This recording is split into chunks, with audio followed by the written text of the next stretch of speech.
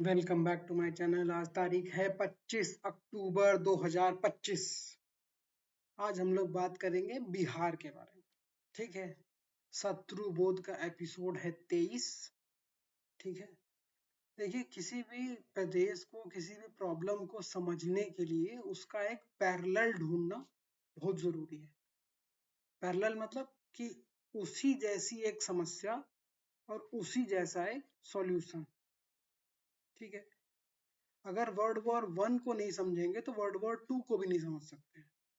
ठीक है, ऐसा मेरा मानना है।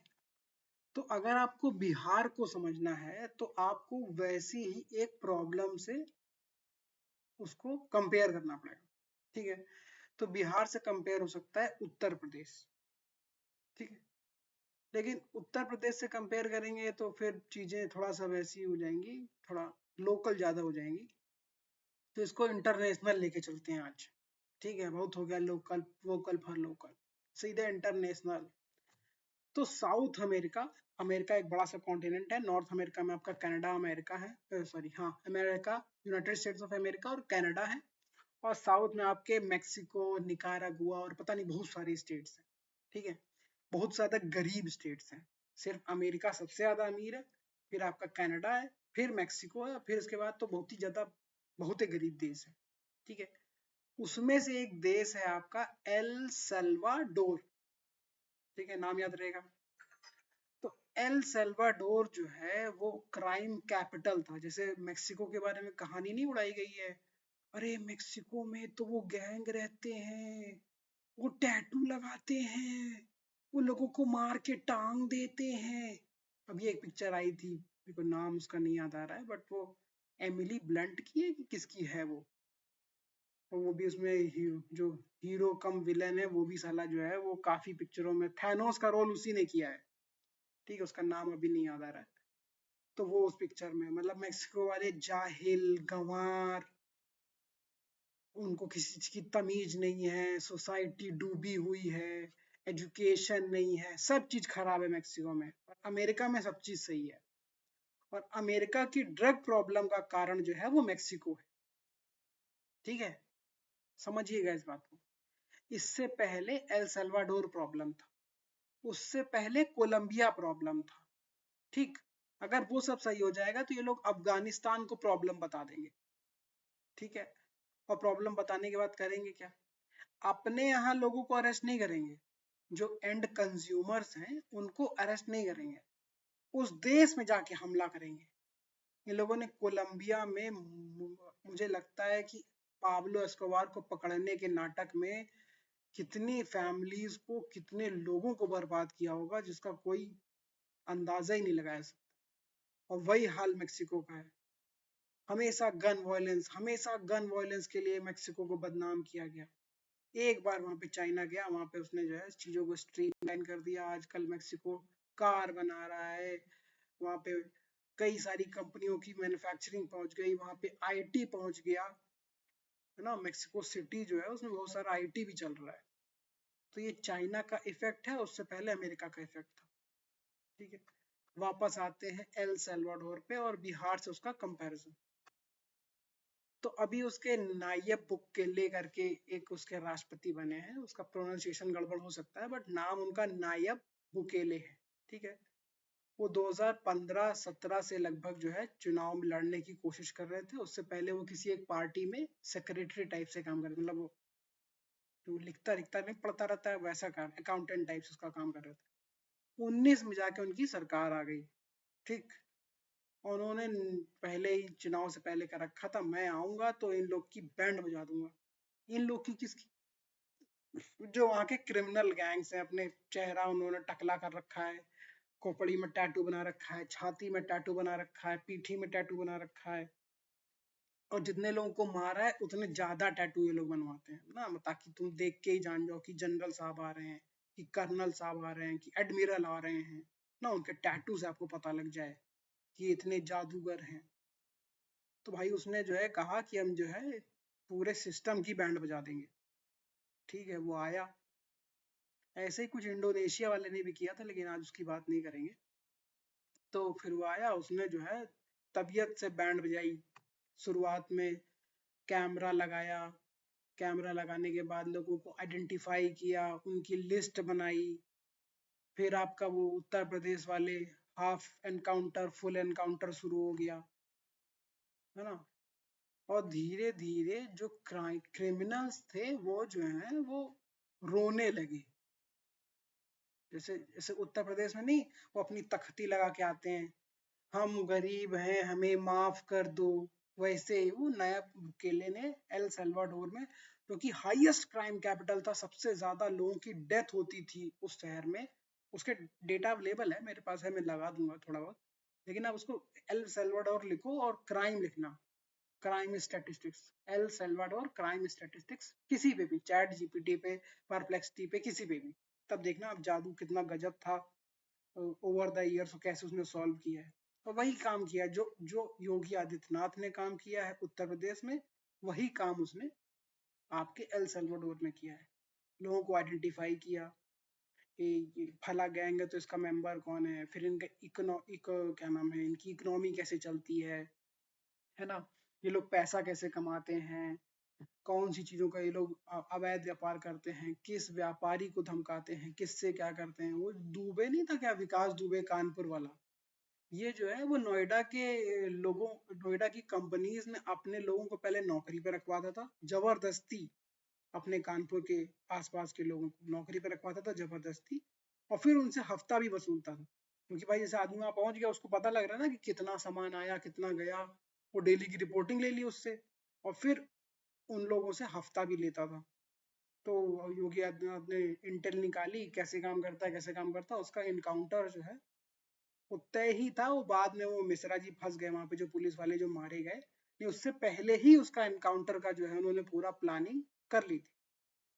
ठीक, तो सेम जो प्लेबुक आपकी उत्तर प्रदेश में योगी आदित्यनाथ ने चलाई, वही नायब बुकेले ने 2019 से लेके 24 तक चलाई, और 24 के बाद भी वो और थम्पिंग मेजोरिटी से जीत गया, क्योंकि लोगों को दिखने लगा कि अब हम लोग रात में घूम सकते हैं।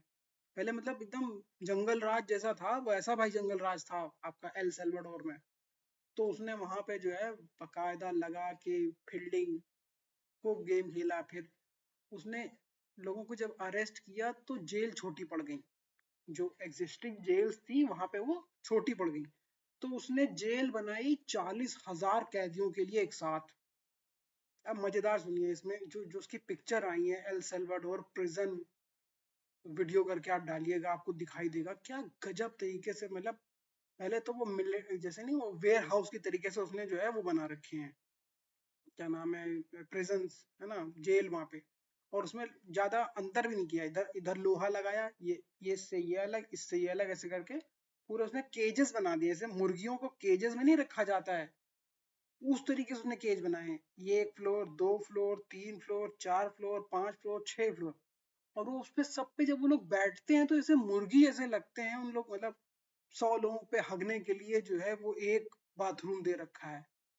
तो जो जो उसमें लीडर्स थे, मतलब जो जो इतने खूंखार थे कि जिनको देख के सब्जी वाला सब्जी दे देता था, कार वाला को डिस्काउंट दे देता था, को कह अपनी कार घर की दे देता था, पैसे दे देता था, मतलब इतना उनका रुतबा, इतना उनका खौफ था, उनको हगने के लिए 100 लोगों को एक टॉयलेट दिया हुआ है वहां पे। इस तरीके से उसने वो प्रिजन बनाई हुई है 40,000 लोगों के लिए, मतलब जिसे कहते हैं ना एक साइकोलॉजिकली उसने उन लोग को एकदम कुत्ते जैसी स्थिति में रख दिया है, कि मतलब तुम्हारी जिंदगी जो है वो मुर्गी जैसी है, तुम्हारी कोई वैल्यू नहीं है। और जो मारा पीटा होगा प्रिजन के अंदर वो तो अलग ही है, मतलब मैं कह रहा हूँ तुम्हारी तुम्हारी वैल्यू क्या है, तुम्हारी वैल्यू है कि 10 लोग तुमसे देख के डर जाएं, राजा भैया, मुख्तार अंसारी हैं, और तुम्हारे ये डकायत वो डकायत, दुनिया भर की कहानियां कि ये ऐसा कर देंगे वो ऐसा कर देंगे, और उसके बाद आपकी जेल में ये हालत हो गई है कि मतलब 2 टाइम का अच्छा खाना, प्राइवेसी, किनारे सोने के लिए जगह, हगने के लिए बाथरूम सेपरेट, ये सब बेसिक एम्यूनिटीज भी नहीं दे रखी उन लोगों को, और खुश हैं एल सल्वाडोर के लोग, एकदम तारीफें करते हैं नैयब बुकेले की। फिर वो गया चाइना, चाइना से थोड़ी सी इन्वेस्टमेंट ले आया, चाइना ने $500 मिलियन की एक इन्वेस्टमेंट करी है वहां पे लाइब्रेरी बनाने के लिए, और सेंटर बनाने के लिए, डेटा सेंटर बनाने के लिए, वो तो सब बाद में आता है। जो इन्वेस्टमेंट आएगा आपके देश में, जो आपकी तरक्की होगी, वो सब बाद में। पहले आपको सिक्योरिटी सिचुएशन को सॉल्व करना पड़ेगा। तो उत्तर प्रदेश जो हो रहा है, ये कोई जादू नहीं है, ठीक है। ये दूसरे दूसरे जगहों पे ही ऐसा ही हुआ है कि ज्यादा क्राइम जहां बढ़ेगा वहां पे जो है आपको तंत्र को इसी तरीके से क्रिमिनल्स को अरेस्ट करना पड़ेगा, टारगेट करना पड़ेगा, उनकी फाइल बनानी पड़ेगी, उनकी फाइल क्लोज करनी पड़ेगी, एनकाउंटर करना पड़ेगा, हाफ एनकाउंटर करना पड़ेगा, और फिर आपके यहाँ इन्वेस्टमेंट आना शुरू हो जाए। वहां के लोकल लोग ही अपने यहाँ इन्वेस्टमेंट करना शुरू कर देंगे। वो बेचारे डर के मारे भाग जाते हैं दिल्ली, बम्बई और दूसरे दूसरे देश प्रदेशों में। गाली खाते हैं बिहारी वहां जाके, जूता खाते हैं, अपमान होता है। और बिहारियों का ही नहीं, उत्तर प्रदेश वालों का भी अभी तक अपमान ही होता था। ये कोई अलग थोड़ी, आपका बहुत बड़ा पार्ट तो है वो बिहार से अलग ही नहीं है, वो वही भोजपुरी लैंग्वेज, वही खाना पीना, पूरा लिट्टी चोखा करके। बहुत सारी जिले हैं जो अटैच हैं बनारस तक के, वो सब बिहार से इन्फ्लुएंस्ड है, वो सब वैसे ही थे। आज वो अपने गांव में, प्रदेश में पैसा लगाने की उनकी हिम्मत हो गई है, पहले थोड़ी थी। तो जो उत्तर प्रदेश ने करके दिखाया है, वही बिहार को भी करना है। टारगेट करिए कौन सी फैमिलीज हैं जो इस सब चीजों में लगी हुई हैं, कौन से क्रिमिनल्स हैं जो इसमें लगे हुए हैं। एनकाउंटर, हाफ एनकाउंटर, वहां के महिलाओं को जो है सपोर्ट करना। जैसे अभी अच्छी काम किया उसने, 35% की 30% महिला पुलिसकर्मी भर्ती करी है, क्या नाम है आपके, नीतीश कुमार ने। और ये चुनाव से पहले ही किया है, मतलब जो भी हो किया है ना। तो जैसे जैसे लेडीज आपके कानून व्यवस्था में आती जाएंगी, लोगों को भरोसा हो जाएगा कि लेडीज भी सुरक्षित हैं।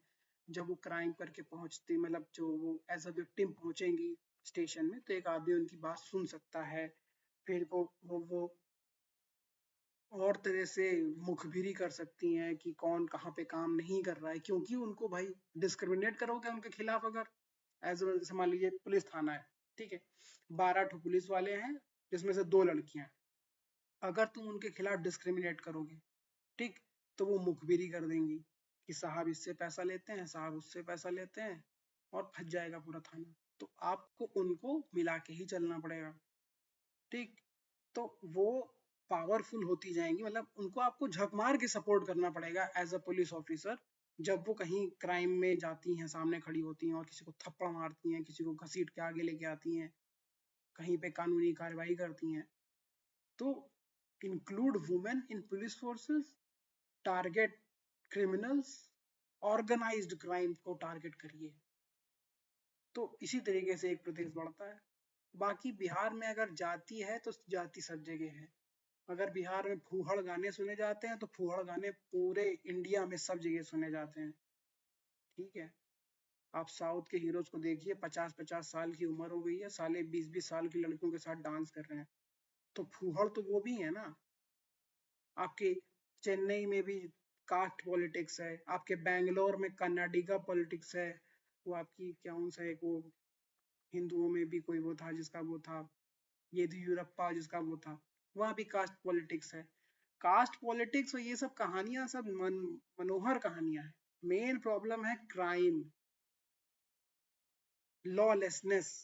उसको सॉल्व कर लेगा अगर बिहार, तो वो भी यूपी की तरह तरक्की कर सकता है। Thank you.